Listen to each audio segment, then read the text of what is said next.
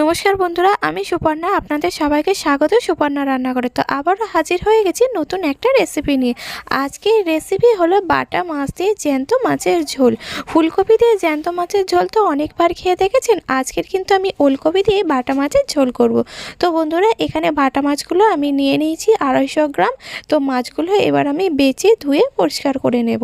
তো এবারে আমি এদিকে কাটার জন্য নিয়ে নিয়েছি ওলকপি, আর সাথে নিয়ে নিয়েছি আলু। আর ওলকপিটা কিন্তু আমি কেটে নেব। আর ওলকপিটা দেখুন এইভাবে কেটে নিয়েছি, আলুগুলোও কেটে নিয়েছি। আর মাছগুলো আগে থেকেই আমি ধুয়ে পরিষ্কার করে নুন মাখিয়ে রেখেছিলাম।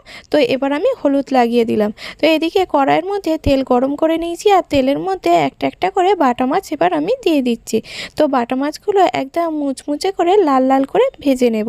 তো বাটা মাছটা দেখুন এক পিঠ ভাজা হয়ে গেছে, তাই আমি অপর পিঠটা উল্টে দিচ্ছি, তাই দু পিঠই যেন ভালো করে ভাজা হয়ে যায়। আর এই শীতের সময় কপি দিয়ে কিন্তু মাছের ঝোল খেতে দারুণ লাগে। আর এইভাবে কারা বানিয়েছেন একবার অবশ্যই কমেন্ট করবেন। তো মাছগুলো লাল লাল করে ভেজে তুলে নিয়েছি। আর মাছ ভাজার তেলের মধ্যে আমি দিয়ে দিলাম কেটে রাখা ওলকপি আর আলু। ওলকপি আর আলুটা যাতে তাড়াতাড়ি খুব সহজেই ভাজা হয়ে যায় এবং সবজির মধ্যে ভালোভাবে নুনটা ঢুকে যায়, সেই জন্য এবার আমি নুন দিয়ে ঢাকনা দিয়ে ঢেকে কিছুক্ষণ ভাজা করে নেব। তো দেখুন এখানে আমি ডাঁসানো টমেটো ব্যবহার করেছি। আর টমেটোটা কিন্তু পাকাও নয় আর কাঁচাও নয়, আর হেভি টক গাছের টমেটো, তো সেটাই দিলাম টেস্টটা যাতে আরও সুন্দর হয়। এবারে আমি দিয়ে দিলাম জিরে আর সর্ষে, আর সাথে 4টে শুকনো লঙ্কা একসাথে ভালো করে বেটে নিয়েছি শিলনোড়াতে। তারপর দিয়ে দিলাম হলুদ গুঁড়ো। তো সমস্ত উপকরণ দিয়ে মশলাটা যাতে ভালো করে কষিয়ে নিচ্ছি, মশলা থেকে যাতে কাঁচা গন্ধ না থাকে। তো এই সময় গ্যাসের ফ্লেমটা কিন্তু মিডিয়াম আঁচে রেখেই মশলাটা কষিয়ে নিতে হবে।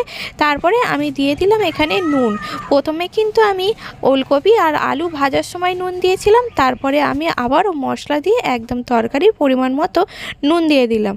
তো মশলাটা যাতে পুড়ে না যায়, তাই মশলার বাটি ধোয়া জলটাও আমি দিয়ে দিলাম। দিয়ে মশলাটাকে ভালো করে কষিয়ে নিলাম। আর মাথায় রাখতে হবে, যত ভালো মশলা কষানো হবে তত ভালো তরকারির টেস্টটাও কিন্তু সুন্দর হবে। তো এবারে আমি দিয়ে দিলাম পরিমাণ মতো জল। খুব বেশি পাতলা ঝোল করব না, তার ঝোলটা একটু ফুটলে আলু আর কপিটা যাতে সেদ্ধ হয় সেই মতোই জল দিয়েছি। আর কপিটা একটু সেদ্ধ হতে সময় লাগে। তো তারপরে এবার দেখুন ঝোলটা ফুটে উঠতে আলু আর কপিটা ভালো করে সেদ্ধ হয়ে যেতে এবার এর মধ্যে দিয়ে দিলাম আগে থেকে ভেজে রাখা বাটা মাছ। তো বাটা মাছটা দিয়ে আবারও আমি কিছুক্ষণ ফুটিয়ে নেব। তারপরে আমি দিয়ে দিলাম এখানে স্বাদ মতো চিনি, যাতে তরকারির টেস্টটা খুব সুন্দর লাগে।